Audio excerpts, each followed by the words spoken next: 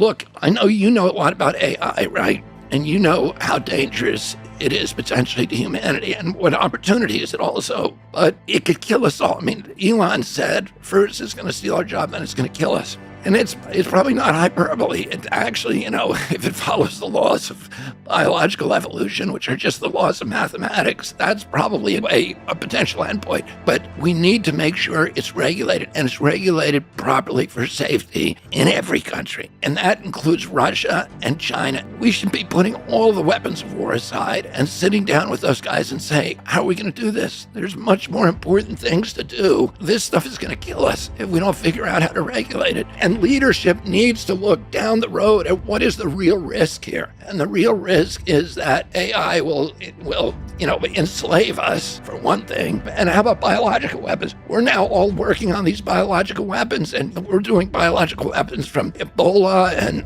dengue fever, and we're making ethnic bioweapons that can only kill Russians, bioweapons that the Chinese are making that, can kill people who don't have Chinese genes. So all of this is now within reach. We're actively doing it, and we need to stop it. If you like this video and you want to learn more about me and the movement that we're building, please go to Kennedy24.com. Trying to curb my enthusiasm for this next segment. That's because I'm about to speak to Larry David's TV ex-wife Cheryl Hines, or as she's known off-screen, Mrs. RFK Jr. She's here because her real-life husband could be poised to turn our two-party political system on its head. Cheryl Hines joins me now. She's an Emmy-nominated actress, director, producer, philanthropist, comedian, businesswoman, and wife of presidential candidate Robert F. Kennedy Jr. Cheryl, great to have you here. Curb is famously unscripted. Has that prepared you for the role of being a politician's wife? It definitely has helped. I mean, as you can imagine, it's very unpredictable. Everything that you do day to day on the campaign trail, you don't know who you're going to meet. You don't know, where you're going until you get there. So it's been helpful. What would be Cheryl Hines as First Lady passion project? Well, I've always been passionate about public schools. So I've done a lot of work in different schools around the country, going in and activating the community to get involved in that school. And a lot of times, of course, they don't have the resources. But then if you organize enough people, it's really surprising how many parents come out. Even the teachers would come out and paint their classrooms and clean the school and plant flowers and get other businesses to partner with them to donate computers and things that the school really needs. I mean, there are some really underserved schools out there, and I don't think it's fair to our kids. If you like this video and you want to learn more about me and the movement that we're building, please go to Kennedy24.com. I think RFK, as you said, he is now the absolute deciding factor. How he runs his campaign, who he appeals to, and if he can get more than that, I mean, he's starting now. Basically starting at 19 to 22%, something like that. I cannot understand why this has not gotten more coverage. This is a new national general election poll. So if it's head-to-head, they've gotten, this is Quinnipiac, they've got Biden and Trump basically tied. Biden's got a 1-point edge. Then you throw RFK Jr. onto the ballot, and the Biden lead edges up a bit. Biden 39, Trump 36, Kennedy 22. I mean, that is a lot, guys. That is really, really significant. He could be the most successful third-party candidate in, decades, since maybe George Wallace, Ross Perot. I mean, his name would be all the way up there.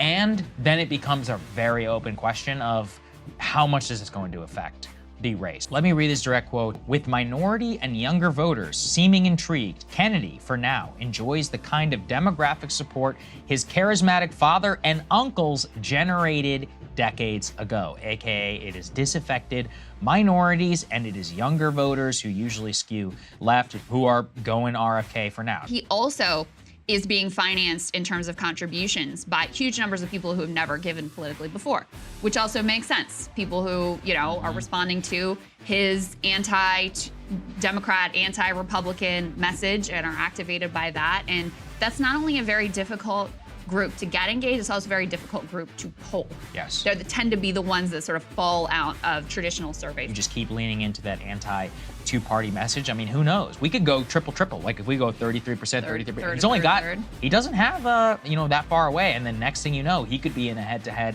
race.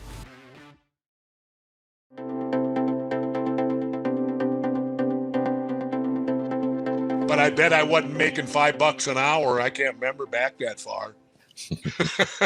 But the economic system has become a complete failure for the average person in this country.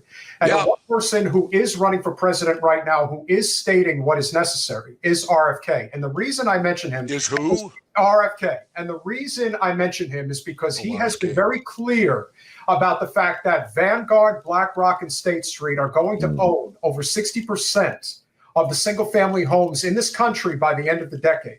The ability to actually build any type of generational wealth is going to be completely impossible for a almost universal for working people in this country. It is simply going to go away. I don't know how much he can be moved on the issue of Israel, but the current poll numbers suggest that this country is ready for something other than the two major parties in this country. Do you think that there's any chance that RFK could potentially be moved on some of these issues and become that trailblazing candidate that we desperately need right now? Well, unfortunately, it was all set up to happen, and it got canceled. RFK called me a couple weeks ago. He was coming to Minnesota and he wanted to meet with me, and we were going to spend 2 days together so that I can get him off of this vaccine bullshit and start getting him to truly campaign on something that could win him the presidency, which ain't vaccines. No. And anyway, though, RFK and I were going to meet, and unfortunately he called me the day before and said he had a cancellation and a change of plans, so he didn't come to Minnesota yet.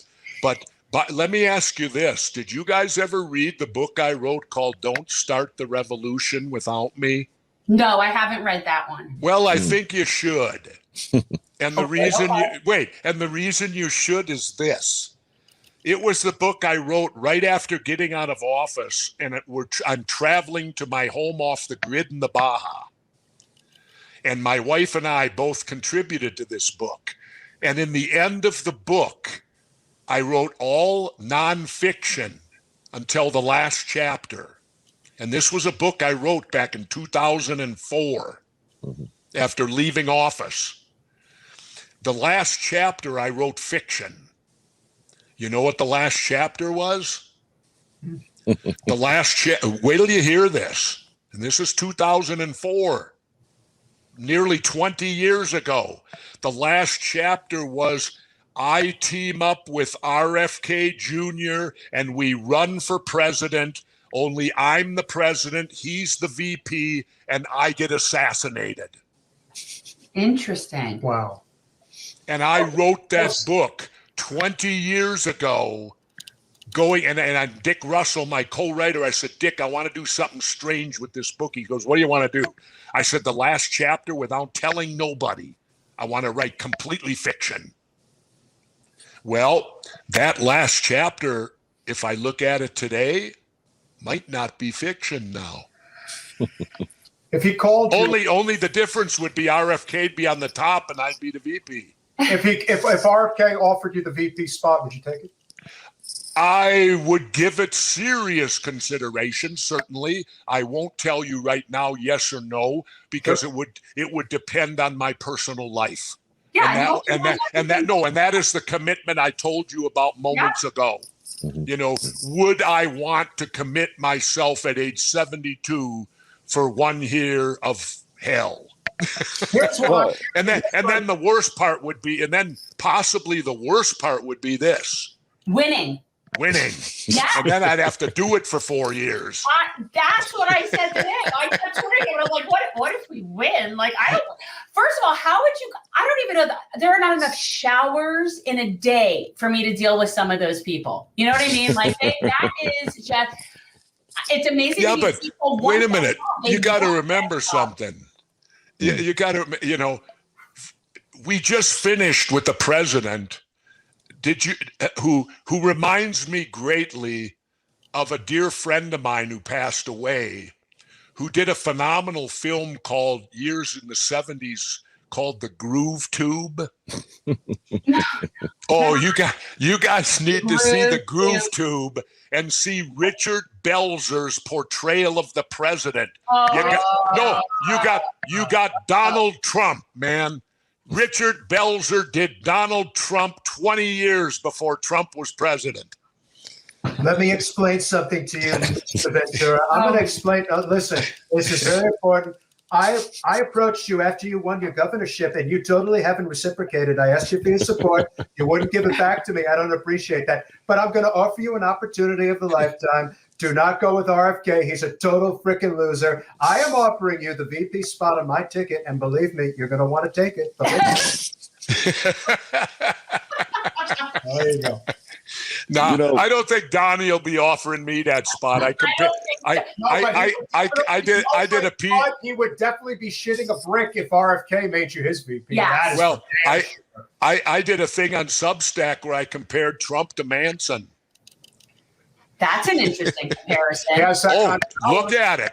He has that kind of power. They're very. What he did on January 6th is almost identical to what Manson did on August 8th.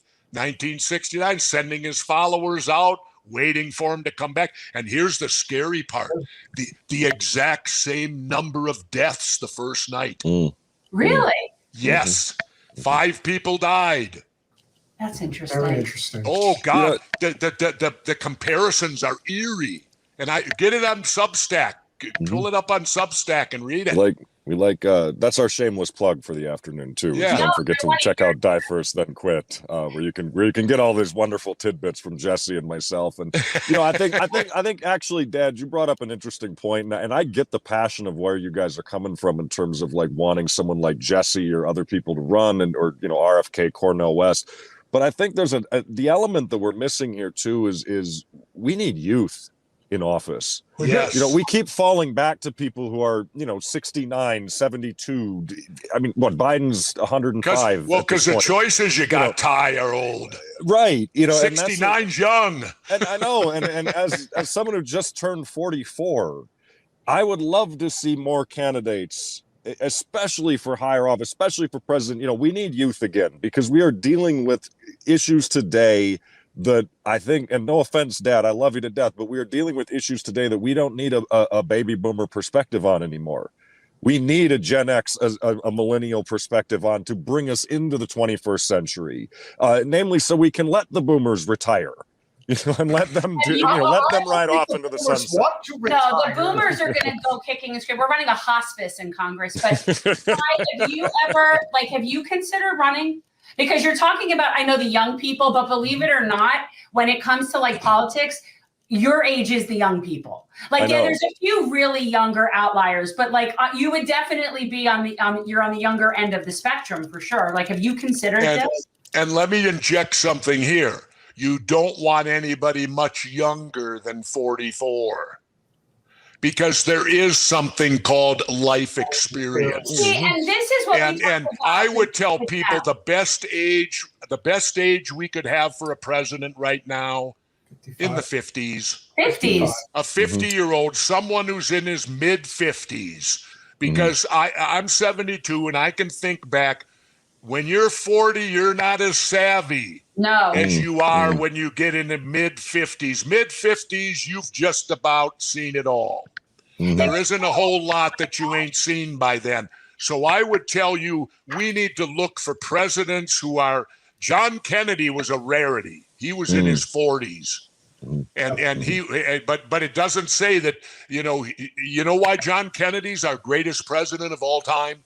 Because he stood up to the deep state and got dead? No, it's simpler. John Kennedy is the greatest president of all time because they allowed him to serve the least. Oh. They killed him. They killed him before he had even served one term. Shows you how dangerous he was. Yes. Ty, I think you would be really great in public office. I mean, you must have considered this. It's interesting for all my life, or a good portion of my life, I've spent a lot of time in front of a camera and a lot of time speaking out and things like that.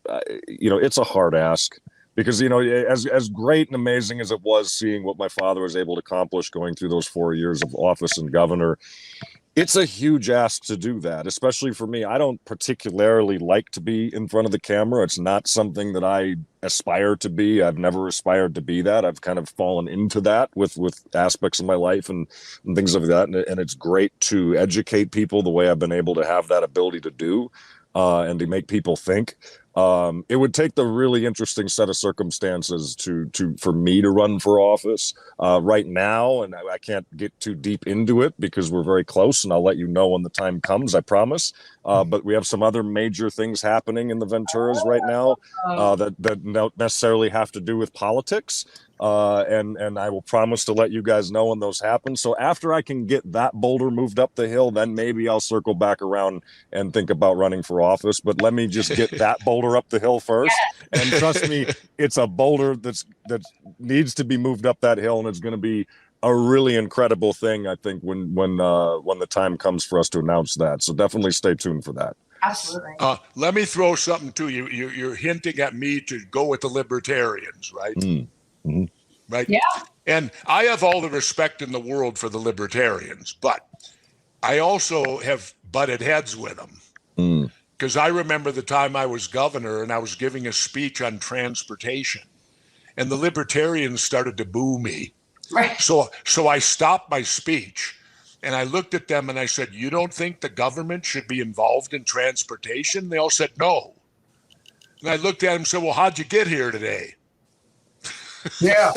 I said, "You guys, I love your libertarian and liberty attitude, but in a civilized society, and if the society's civilized, you have to have government." I said, "How could you not with transportation?" Thanks for watching. If you want to support our mission to transform politics into service, please like this video, subscribe, follow us on social media, and consider joining our Patreon, where you'll get early access to our interviews as well as other exclusive content. Links are in the description. Peace out.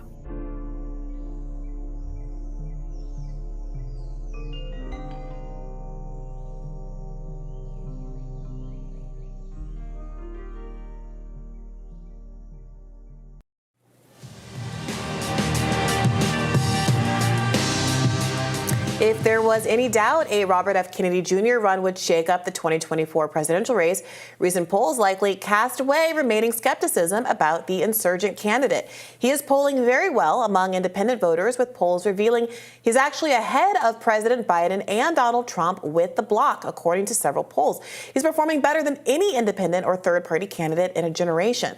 More notably, RFK Jr. is winning over voters under the age of 45, according to polls by the New York Times, Siena College, and Quinnipiac University. The insurgent candidate proven to be a formidable fundraiser, raking in over $8.5 million in the third quarter.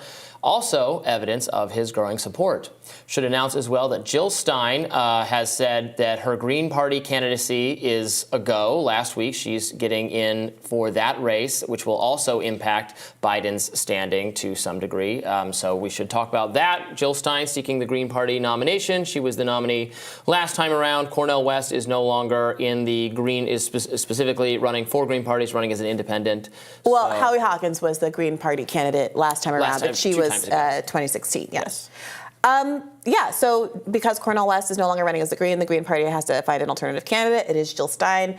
It seems, frankly, like a strong choice. You can't deny that she has name recognition, in part because she has been the punching bag of liberals who refuse to interrogate any of the ways the Democratic Party's own decision-making caused them to lose in 2016. She instead has been the bête noire of the party, and you can see this in coverage. She is being referred to as a fruit fly that won't go away. All of the ire from 2016 is still packaged and ready to go at her. But it seems from these polls that the Democratic Party obviously has a much bigger problem here. The problem is that there is actually an appetite for any number of non-Democratic candidates, or non-Democratic establishment candidates, I should say.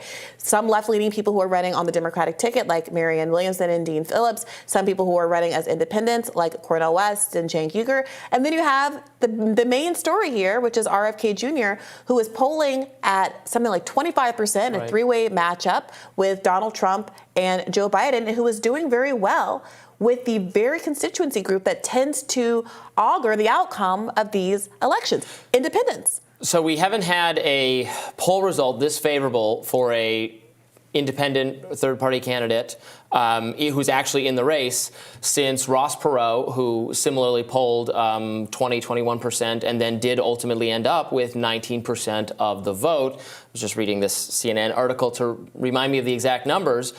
So he's joining a pretty, RFK Jr. has already joined a very small club of candidates who have polled this well without being Republican or Democrat.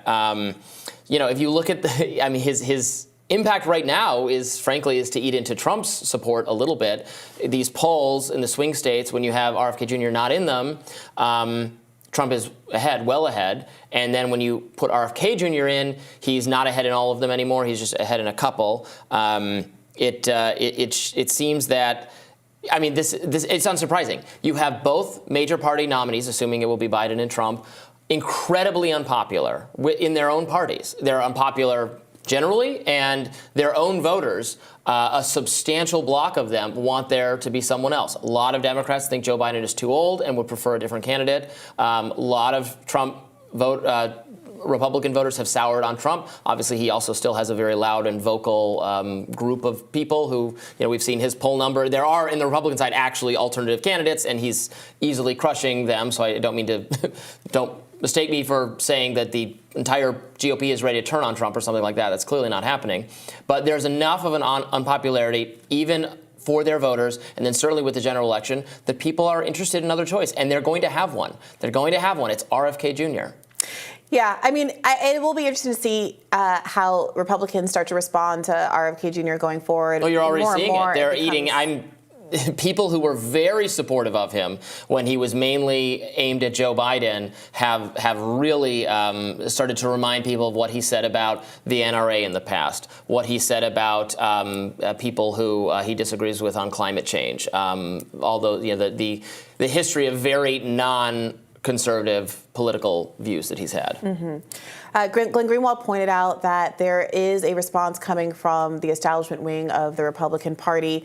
You have a massive amount of money apparently going into Nikki Haley's campaign. She's launching a $10 million ad campaign in a bid to overtake Ron DeSantis and present an establishment alternative to all of these candidates that seem to be leading right now. And we do see a interest in her coming out of the debates routinely. People polled afterward think that she did very well, are pleasantly surprised by her performance, and there still is an important chunk of the American public, in addition to the overwhelming majority of the establishment blob, that very much wants there to be someone who's going to safeguard things like our consistent aid to Israel and other allies overseas. Glenn Greenwald says that her announcing this ad campaign is basically a call, a bad signal to all of the establishment actors to say, invest in her if you want a return to normal, return to the status quo. Donald Trump, despite being the leading candidate, isn't quite offering that kind of surety to the Republican establishment. What happens, though, when you have multiple people laying claim to this anti-establishment lane, none of whom is doing it perfectly? RFK Jr. has gotten a lot of flack for seeming to endorse, we talked about this last week, some of the college censorship that's been going on. Columbia University last Friday banned 2 pro-Palestine student group, including Jewish Voices for Peace, the leading Jewish advocacy group that put together that really enormous event at Grand Central Station a couple of weeks ago that shut it all down, and subsequently that event at the Statue of Liberty. That is such a huge issue in the same way that COVID was a mobilizing issue for a lot of his supporters. so are these free speech issues, and I do wonder how stable his support is going to be as he starts to take more establishment positions that historically candidates have had to take if they want to win the White House. Yeah, Nikki Haley certainly has conventional or establishment foreign policy views. You know, if you've watched her speaking for 5 seconds at any of the debates, that comes across a reminder that she is a neoconservative. She supports not just continued aid to Israel, but also still trying to win the war in Ukraine. That's her main point of difference with Vivek Ramaswamy and Ron DeSantis. She does, to her credit, even though her foreign policy is not one I think Republican voters want at all. It's not one I particularly am enamored with. She does poll the best right now against Joe Biden, and even in the three-person matchup with RFK Jr. as well, it shows her. Unlike the other Republicans, with RFK Jr. in the mix, she's still winning the election. Yeah. If she were the candidate, and it would held today with those three. Yeah, and back to the left side of things, Cornel West. Some of his critics were concerned that if he did leave the Green Party ticket, he would falter. The reason being that, unlike RFK Jr., he is not a beneficiary of millions of dollars of cash from rich donors. He got dinged, I think appropriately so, for accepting a relatively modest donation from Harlan Crow, but someone who absolutely is not ideological bedfellows with the kind of people who want to support Cornel West. And if you stay on the Green Party, then you do have much more in the way of already won ballot access in states across the country. Trying to go it alone as an independent without millions and millions of dollars to do the signature campaigns that are necessary to get on the ballot in 50 states, it's an incredible uphill battle.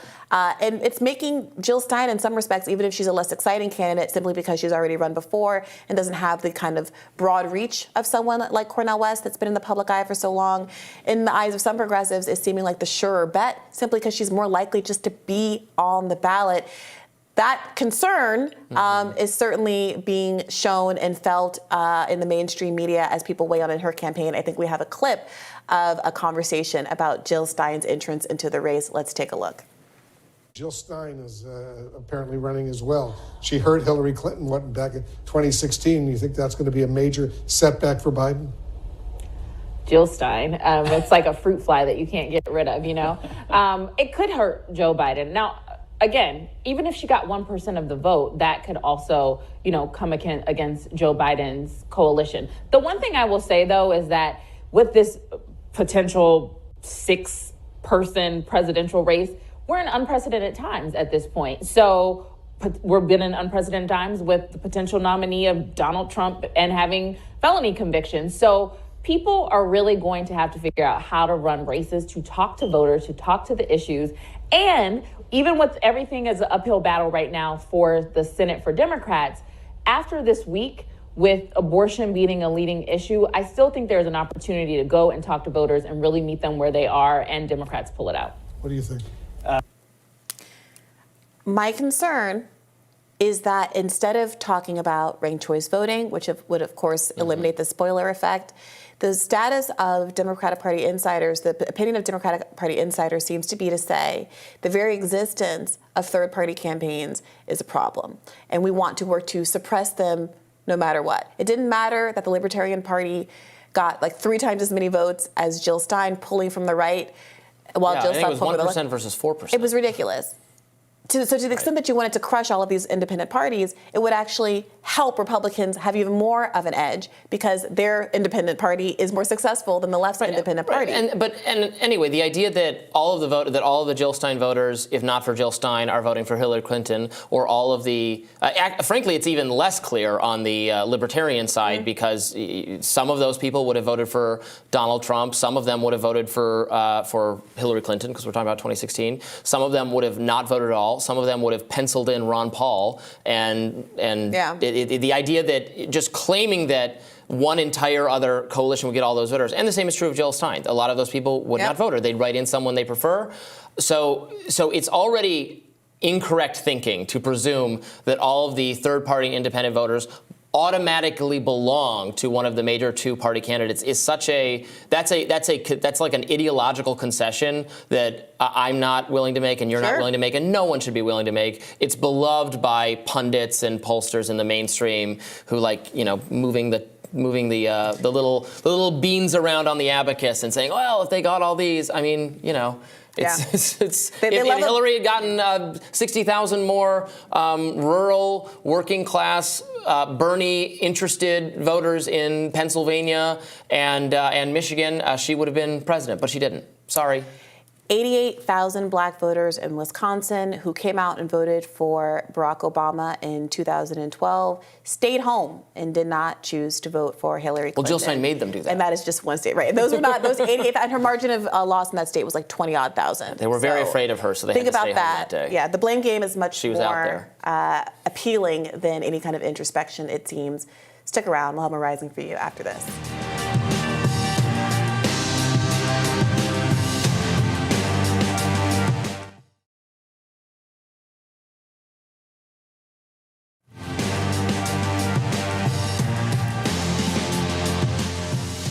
Independent presidential candidate Robert F. Kennedy Jr. is the most favorably viewed candidate among the White House hopefuls, according to a new Harvard-Harris poll. He's at 47%, which is higher than Trump, who's just at 45%, DeSantis at 40%, Biden all the way down at 39%. Now, Kennedy recently blasted government-implemented censorship, speaking from his own experience. Here he is talking to the Trinity Broadcast Network. Let's watch. Within 37 hours of President Biden taking the oath of office, the White House was ordering Google, ordering Twitter and Facebook to remove my accounts. They had to, in fact, internally invent a new category. So they have misinformation, disinformation. For me, they used a word called malinformation, and that means misinformation that is true, but is nonetheless inconvenient for the government, and the government wants to be taken down. We've got a little more here from you from RFK Jr. Let's take a listen. What the White House was telling Twitter and Facebook is if you don't censor Kennedy, that we will take away your Section 230 immunity. When the government can silence its critic, it has license for any atrocity. Yeah, that's a pretty significant threat. Yeah, we've talked about it on the show a lot, but you know, just for anyone tuning in for the first time or forgetting what Section 230 is, this is the very fundamental statute for social media companies that protects them from liability that the users engage in. So if I were to write a book and I said something defamatory about Breonna Joy Gray, you could sue me and you could sue my publisher, Penguin Random House, Simon & Schuster, whoever it is. If I write something... Well done, Robbie. What a book. My last book was Simon & Schuster, and I can't remember who published my first one. If I wrote something in Reason magazine that was libelous, you could sue Reason. If I said something defamatory on this show, it's, well, because I'm an employee of The Hill, I think you could sue them as well. But you couldn't sue if you then posted that clip on YouTube. You could sue me, you could sue The Hill because I work for The Hill. You cannot sue YouTube. Yeah. The speech on the platform, unless it's the speech by like a comms person who works for the company, the speech is treated as your speech, not the platform speech. So that is fundamentally important because if it didn't work like that, the whole way social media works would not be possible. Blog, they would have to, if they could get sued over everything, it would be insane. Yeah. So what a lot of politicians on both sides of the aisle have done is kind of use Section 230, so it already exists, it's already out there, and the court, it's been robustly defended and protected by the courts. There was, at one point, there was a Supreme Court decision that like stripped everything else out of the Communications Act that this was a part of, except Section 230.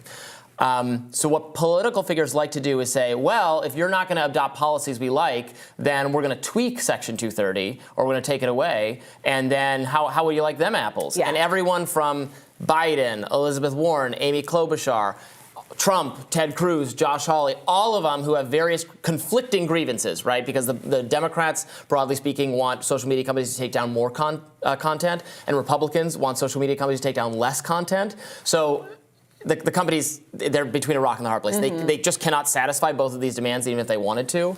But the cudgel, the threat, is doing something to Section 230. Yeah, I think he's completely right to continue calling that out. I did want to ask you about these poll numbers, though. Let it not go unnoticed that Joe Biden's poll numbers are worse than Ron DeSantis's poll numbers. And how many news stories have you been treated to about how unlikable Ron DeSantis is? Ron DeSantis doesn't know how to smile. Ron DeSantis wears 3-inch heels. Ron DeSantis can't get off the woke stuff, and that's poisoning his campaign. Ron DeSantis, Ron DeSantis, Ron DeSantis.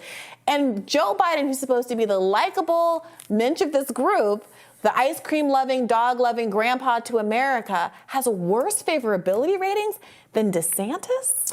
Yeah, it's not good. And DeSantis theoretically has room to improve because it is, I mean, he's not likely to become the nominee, but if he was to become the nominee, he would start getting more media coverage and he would become, better known to American audience. That could hurt his favorability numbers. But what I'm saying is there's still a mystery zone because, frankly, we're still at the point in this campaign where we're paying attention to it because it's our jobs, and you, the informed viewer, are paying attention to it. But there are a lot of people who are busy and are, they tune into politics when the election season heats up, and we're actually not there yet. And they don't know everybody in the race. They know Joe Biden and they know Donald Trump because those are household names. Everybody knows who they are. Sure.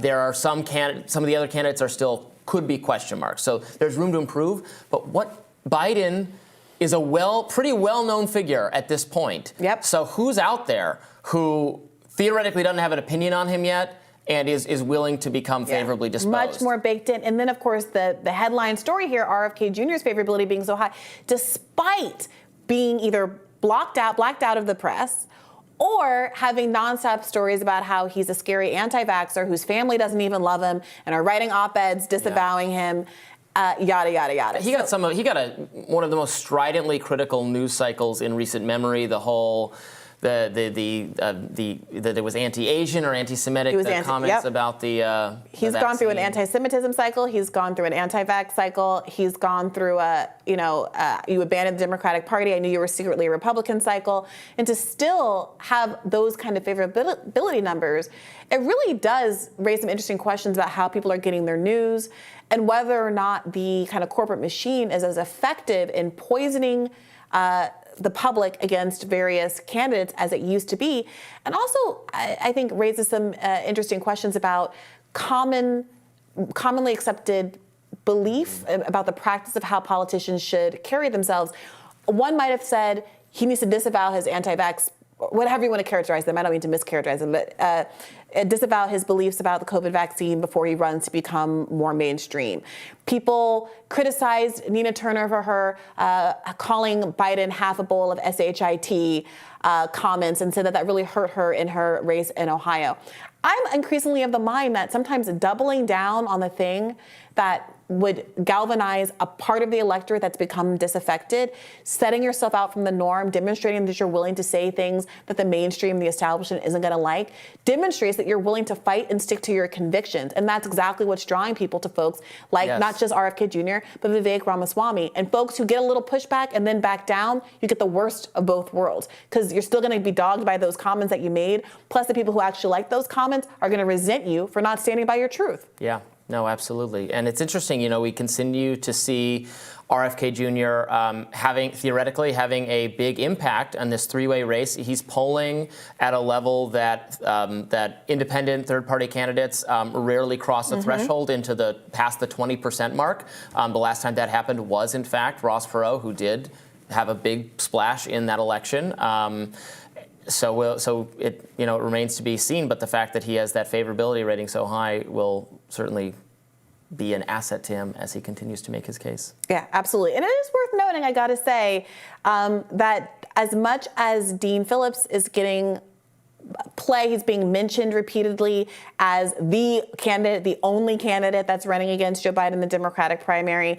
Marianne Williamson continues to be the second highest ranked person in the Democratic primary with 12%, according to a 2024 National Democratic Party poll that came out a few days ago. Dean Phillips was at 4%. And that poll, I saw Marianne Williamson was trending today, perhaps in part because she's been tweeting frustration about how news reports keep erasing her from the coverage, characterizing Dean Phillips as the only candidate. When someone corrected a pundit who had said that about Marianne Williamson.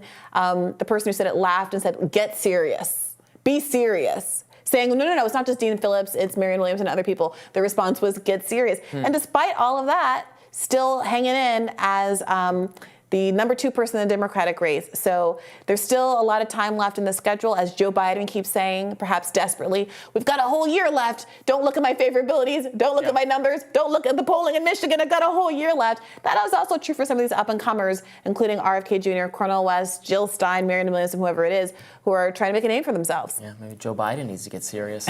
Wants to actually be reelected.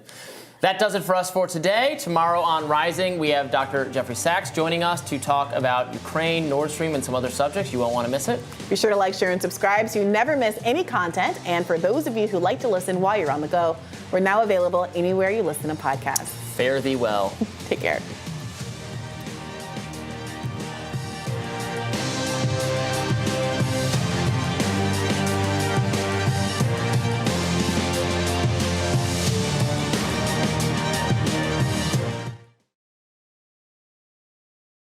So millions of Americans today are struggling to pay off student loans, but almost half of them will never be able to.